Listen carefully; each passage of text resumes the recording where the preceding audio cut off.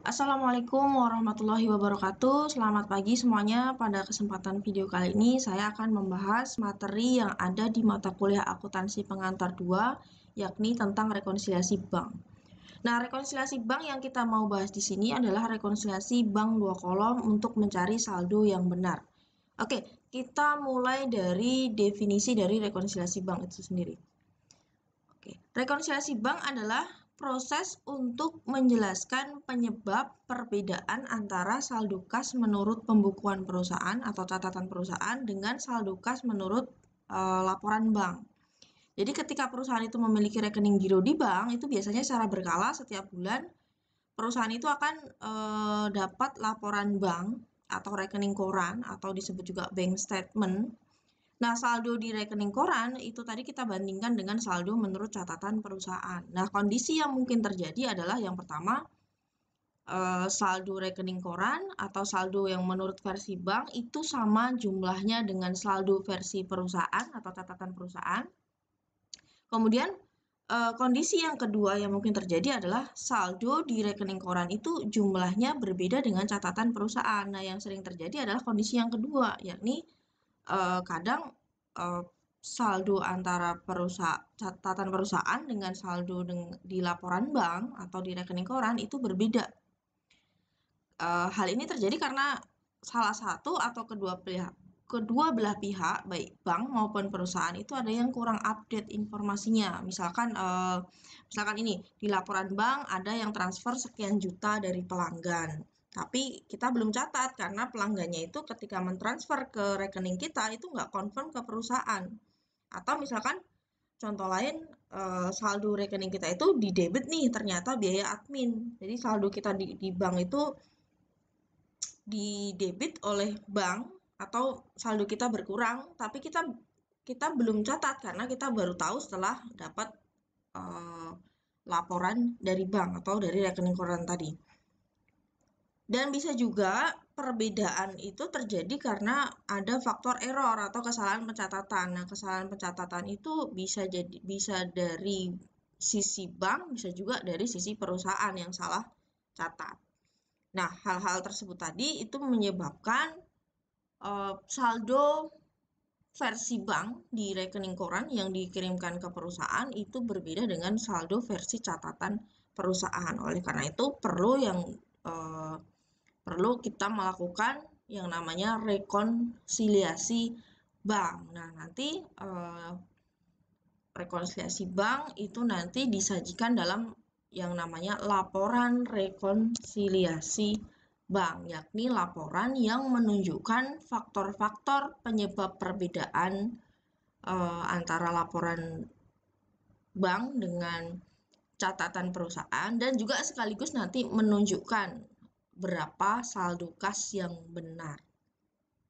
Oke, berikutnya kita akan bahas item-item atau pos-pos yang bisa menjadi penyebab perbedaan saldo antara bank dengan catatan perusahaan. Nah, item penyebab perbedaan itu dibagi menjadi 3 kategori. Yang pertama, pos-pos yang sudah nampak dalam laporan bank tapi belum dicatat oleh perusahaan. Jadi versi bank itu sudah update tapi perusahaan belum tahu. Nah, nanti perusahaan yang harus membuat adjustment. Kemudian yang kedua, pos-pos yang sudah dicatat perusahaan, sudah ada dalam pembukuan perusahaan atau catatan perusahaan, tapi belum nampak dalam laporan bank. Jadi perusahaan sudah update, banknya yang belum. Kemudian yang ketiga, error yang tadi saya sampaikan, kesalahan yang mungkin terjadi baik dari sisi bank maupun perusahaan. Oke, kita bahas dulu pos yang pertama, yakni dari sisi perusahaan nih. Jadi ini adalah pos atau item yang sudah nampak di laporan bank, tapi belum dicatat oleh perusahaan. Atau kalau bahasa sekarang disebutnya perusahaan yang kudet. Bank sudah update catatannya, perusahaan belum. Karena ada informasi transaksi di rekening di bank, tapi perusahaannya belum tahu sehingga belum dicatat. Oke, pos ini antara lain terdiri dari satu, yang pertama, penagihan langsung oleh bank. Apa sih ini pengertiannya penagihan langsung oleh bank? Nah, jadi bank itu kadang menerima uang untuk kepentingan nasabah. Kadang perusahaan itu memiliki kontrak dengan perusahaan lain yang transaksinya itu diselesaikan dengan pembayaran langsung ke rekening perusahaan. Misal, contoh, perusahaan itu punya aset berupa piutang wesel ke PTB. Dan disepakati antara perusahaan dengan si PTB bahwa pelunasan pokok piutang wesel dan bunganya itu langsung disetorkan PTB ke rekening perusahaan kita, misalkan di Bank X gitu ya. Nah, PTB secara berkala katakanlah menyetor bunga, bayar bunga ke perusahaan kita secara bulanan. Misalkan setiap akhir periode gitu ya. Nah, perusahaan itu kadang baru ngeh atau baru tahu kalau misalkan ada pembayaran pendapatan bunga atau pembayaran pokok piutang itu ketika melihat rekening koran. Jadi perusahaan karena belum tahu ya jadi belum mencatat. Tapi di catatannya si bank itu dananya sudah masuk dari PTB sehingga saldo di bank itu otomatis sudah update. Contoh lain misalkan ada customer yang membayar piutang langsung transfer ke rekening bank perusahaan. Jadi ada customer yang membeli barang dagangan dari kita tapi kredit, kemudian ketika pelunasan pelanggannya itu langsung transfer ke rekening kita, tapi nggak langsung konfirmasi gitu ya, nggak langsung konfirmasi. Nah itu kadang perusahaan kan nggak tahu, baru taunya setelah dapat rekening koran tadi. Sehingga catatan perusahaan juga belum update. Oke, untuk item penagihan langsung ini karena saldo perusahaan itu belum update, maka nanti kita akan buat rekonsiliasinya untuk penagihan langsung ini. Nanti efek pengaruhnya adalah nanti akan kita tambahkan ke saldo perusahaan atau akan menambah saldo perusahaan. Item yang kedua yakni biaya administrasi bank. Jadi bank biasanya itu membebankan biaya administrasi sekian rupiah ke pemilik rekening yang jumlahnya itu langsung dipotong dari saldo rekening nasabah. Nah, kita perusahaan atau nasabah itu kadang tidak tahu kalau bank itu mendebit atau memotong biaya admin tersebut, dan tahunya itu ketika kita dikirimi rekening koran atau dengan kata lain saldo catatan perusahaan itu jadi belum update karena perusahaan belum tahu kalau dia dipotong biaya administrasi. Sehingga untuk biaya administrasi ini ketika kita membuat rekonsiliasi bank nanti akan diperlakukan sebagai pengurang saldo perusahaan karena versi perusahaan kasnya itu belum dipotong biaya administrasi, jadi nanti kita kurangkan. Yang ketiga, pendapatan jasa giro. Ini sama dengan biaya administrasi, tapi kalau biaya administrasi itu kan beban gitu ya, mengurangi kas kita. Tapi kalau jasa giro, kita justru dapat atau dikasih pendapatan bunga oleh bank karena uang kita atau dana perusahaan yang mengendap di rekening bank, maka kita dikasih kompensasi bunga, pendapatan bunga. Jasa giro ini biasanya ya langsung dikreditkan gitu ya, ditambahkan ke rekening kita oleh bank, sehingga kalau versi bank ya saldo kita sudah update gitu ya, dia sudah perusahaan si bank sudah ngasih kita pendapatan bunga langsung ditambahkan ke saldo kita, tapi perusahaan kadang belum tahunya ya itu dari rekening koran, sehingga catatan yang belum update adalah catatan dari si perusahaan. Jadi untuk pendapatan jasa giro ini karena kita dikasih cash berupa pendapatan jasa giro, maka efeknya nanti ketika membuat rekonsiliasi bank kita akan menambah saldo kas perusahaan. Kemudian berikutnya adalah cek kosong atau not sufficient fund atau NSF gitu ya. Pengertian cek kosong ini yakni cek yang berasal dari pelanggan atau bisa juga pihak lain selain pelanggan yang dikasih atau diberikan ke perusahaan, misal untuk pembayaran piutang, namun ditolak oleh bank karena dananya nggak cukup, dana si pemberi cek tadi nggak cukup atau not sufficient gitu ya. Jadi singkat cerita mudahnya seperti ini. Ada pelanggan bayar piutang ke kita, dibayar pakai cek. Kemudian kita ke bank mau nyairin cek tersebut. Nah, ternyata ketika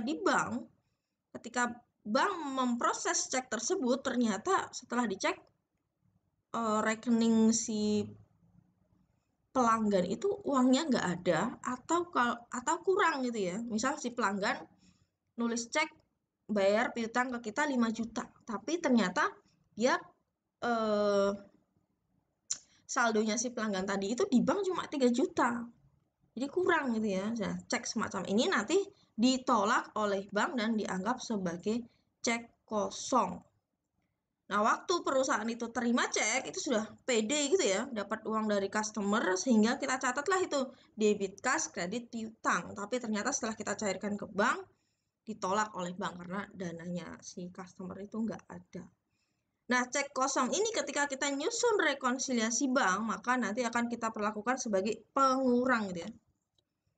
Pengurang saldo kas di catatan perusahaan. Kenapa kok sebagai pengurang? Karena sebelumnya tadi kita sudah kepedean nyatet penambahan kas, debit kas, kredit piutang. Tapi ternyata nggak jadi gitu ya, batal karena ditolak oleh bank. Kita nggak jadi dapat uang gitu ya. Jadi kas perusahaan terlalu banyak. Oleh karena itu, nanti efeknya cek kosong ini adalah mengurangi kas di catatan perusahaan.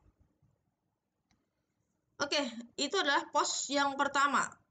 Pos dari sisi perusahaan gitu ya. Bank sudah update, tapi perusahaan belum. Sekarang yang kedua. Yang kedua adalah, kalau ini kebalikan dari yang pertama tadi. Perusahaan sudah update, banknya yang belum. Jadi pos-pos yang sudah dicatat atau sudah ada dalam catatan perusahaan, tapi belum muncul atau belum nampak dalam laporan bank. Nah, ini biasanya ada 2 item ini. Yang pertama, setoran dalam perjalanan atau deposit in transit. Kemudian ada cek yang masih beredar atau outstanding check. Oke, yang pertama dulu, setoran dalam perjalanan. Nah, ini adalah setoran yang dilakukan oleh pihak perusahaan ke rekeningnya di bank. Jadi perusahaan setor ke bank. Jadi pihak perusahaan sudah nyatat setoran tersebut, jadi catatannya update, tetapi bank belum mencatat dalam belum mencatat atau catatan bank itu belum update. Jadi belum diakui di sisi bank. Kenapa bank kok belum update atau belum mencatat? Ini bisa terjadi misalkan dalam kasus clearing. Misalkan Anda transfer ke rekening bank lain, biasanya butuh waktu, sehingga bisa jadi uang baru diterima keesokan harinya. Atau contoh lain ya, misalkan ini yang real terjadi, saya pernah mengalami adalah saya nabung di bank BPRX. Misalkan tanggal 31 Desember, saya setor atau nabung di bank 500.000. Tapi ketika saya sampai di bank, tellernya bilang bahwa sistem bank dari pusat dan cabang itu lagi down, ada kendala, sehingga uang saya saat itu diterima. Oke, saat diterima oleh bank, saya dikasih tanda terima atau bukti store, tapi tellernya bilang ini baru akan muncul di mutasi rekening saya itu ke esok harinya ketika sistem sudah pulih kembali. Hal ini menyebabkan laporan bank per 31 Desember, setoran saya tadi 500.000 itu belum nampak di laporannya si bank. Baru besoknya gitu ya, baru muncul besoknya. Nah, karena laporan bank di sini atau catatan bank itu belum update, maka untuk setoran dalam perjalanan, ini ketika kita nyusun laporan rekonsiliasi bank akan diperlakukan sebagai penambah saldo kas catatan di bank. Jadi yang kita sesuaikan adalah catatan versi banknya. Jadi sekali lagi, untuk setoran dalam perjalanan itu nanti akan menambah saldo catatan kas bank, saldo versi bank gitu ya. Oke, berikutnya yang kedua, cek yang masih beredar atau outstanding check. Kasus cek beredar itu terjadi ketika perusahaan mengeluarkan cek diberikan kepada pihak lain. Saya nulis cek, perusahaan nulis cek, misalkan untuk bayar utang, tapi sampai dengan per tanggal rekonsiliasi dibuat, pemegang cek itu belum menguangkan atau mencairkan ceknya itu di bank.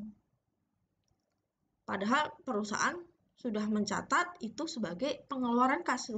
Misalkan untuk bayar utang berarti debit utang dagang, kredit kas. Catatan perusahaan sudah update tuh. Tapi karena si pemegang cek itu belum menguangkan ke bank, akibatnya ya si bank belum mendebit rekening kita. Saldo kita di bank belum berkurang selama si pemegang cek itu nggak mencairkan.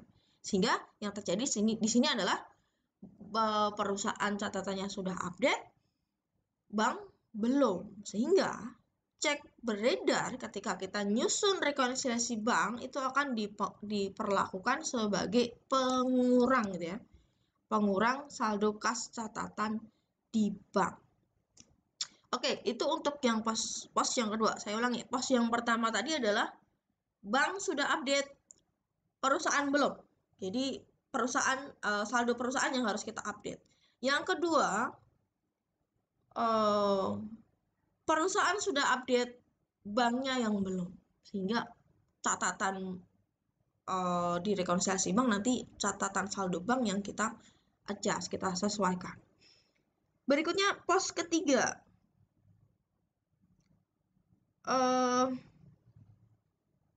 Pos ketiga yakni adanya kesalahan atau error. Nah, kesalahan atau error itu bisa terjadi dari sisi bank, bisa dari pihak bank, bisa juga dari perusahaan, bisa dua-duanya. Nah, error dalam rekonsiliasi itu bisa jadi penambah, bisa juga jadi pengurang nih. Bisa nambah, bisa jadi mengurangi juga, bergantung pada jenis kesalahan yang terjadi. Misal, perusahaan salah mencatat pengeluaran kas yang harusnya 15.000 dicatat sebesar 150.000. Akibatnya saya ulang, misalkan harusnya pengeluaran kas sebesar 15.000 tapi oleh akuntannya dicatat 150.000. Jadi pengeluaran kita terlalu banyak, salah. Padahal kita cuma mengeluarkan uang 15.000. Akibatnya apa? Saldo kas versi catatan perusahaan jadi tidak benar. Maka nanti perusahaan perlu melakukan penyesuaian atau koreksi. Dalam hal ini, karena pencatatan pengeluaran terlalu besar, maka nanti rekonsiliasi dibuat dengan menambahkan kembali saldo perusahaan. Itu contoh error atau kesalahan yang dilakukan oleh pihak perusahaan. Nanti perusahaan melakukan adjustment saldonya. Nah, berikutnya contoh error yang dilakukan oleh bank. Misalnya bank mendebit 5 juta rekening PT Javu yang seharusnya pengeluaran tersebut adalah milik PT Java, bukan perusahaan kita gitu ya. Perusahaan kita PT Javu gitu ya. Rekening kita dipotong oleh perusahaan 5 juta, padahal itu bukan pengeluaran kita gitu ya. Oleh karena itu nanti saldo di bank ketika kita nyusun laporan rekonsiliasi bank nanti kita sesuaikan. Oke, kita sudah belajar 3 pos tadi ya, 3 pos yang menyebabkan perbedaan saldo kas versi bank di rekening koran dan juga saldo kas versi catatan perusahaan. Ada 3 pos tadi ya. 1, saya ulang lagi, pos di mana catatan bank itu sudah benar tapi perusahaan belum update. Yang kedua, perusahaan sudah update catatannya tapi bank belum. Kemudian yang ketiga adalah tadi ada error. Oke. Berikutnya kita akan mempelajari format dari laporan rekonsiliasi bank untuk mencari saldo yang benar. Nah, ini adalah contoh laporan rekonsiliasi bank dengan bentuk skontro atau account form. Karena ini sebuah laporan, maka kita berikan ada ada keterangan gitu ya, ada nama perusahaan, kemudian keterangan judul laporan, ini adalah laporan rekonsiliasi bank. Kemudian kita buat rekonsiliasi ini per tanggal berapa. Kemudian bentuk skontro itu disusun secara horizontal. Ada sisi kanan, ada sisi kiri. Satu sisi adalah catatan versi perusahaan, satu sisi lainnya adalah catatan versi bank. Jadi menurut pertanggal 31 Agustus itu versi bank itu sekian rupiah, versi perusahaan itu sekian rupiah. Nah, ini kan ada perbedaan. Kemudian di masing-masing sisi nanti ada adjustment gitu ya, penyesuaian. Ada item yang menambah, ada item yang mengurangi. Di sini juga sama, ada item yang menambah, ada item yang mengurangi. Kemudian item penambah dan item pengurang tadi sudah saya jelaskan di bagian sebelumnya. Kemudian item terakhir yakni saldo yang benar.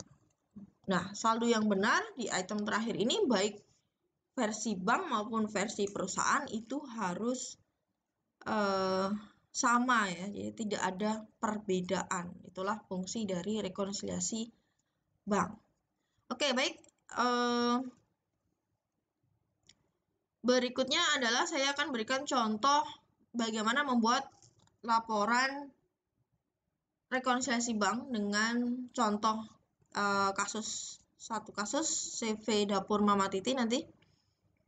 Saya akan jelaskan contohnya di video kedua ya. Oke, saya kira penjelasan tentang materi rekonsiliasi bank sudah cukup. Nanti di video selanjutnya akan saya jelaskan contoh kasus penyusunan rekonsiliasi bank dan jurnal penyesuaian yang diperlukan. Oke, terima kasih. Assalamualaikum warahmatullahi wabarakatuh.